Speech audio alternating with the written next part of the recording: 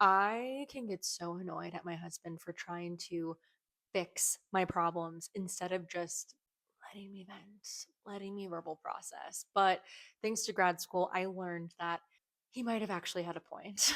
There's a theory in therapy that says the more you talk about your problems, the more problems you actually end up producing. But if you talk about change instead, you start producing more change. They literally call it change talk or solution talk. It's built on the idea that the cause of a problem usually has nothing to do with its solution. When you have a problem or a behavior you want to change, the natural tendency is to double down and focus on the problem to try to make sense of it instead of seeking a solution. But the more you talk about it, the more you can lose your sense of direction. I feel like we've all been around that person before, right? Who they kind of just love to talk about their problems over and over and over. And anytime the conversation seems to want to go towards what is a potential solution or how can we elicit some sort of change so they're not stuck in this problem anymore, they almost resist it or reject it. And you know from being in those conversations, there's kind of a dark cloud hovering over both parties because it's defeating to just talk about the problem over and over again and not want to move forward to change. It's not a very empowering place to be. In grad school, I learned it's not necessary to know the root cause of a problem for change to happen, and relentlessly discussing the problem itself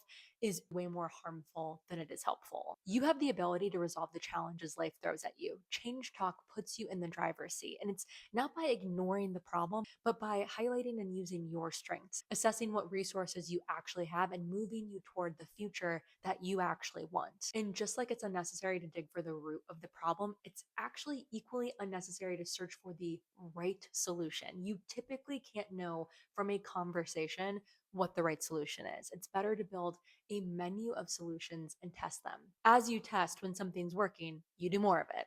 When it's not, you try a different option on the menu. I'll be sharing more bite sized pieces of what I'm learning in grad school, theories that are quietly changing the way I coach and the way that I think. And if this is your kind of thing, stick around because there's a lot more of it coming.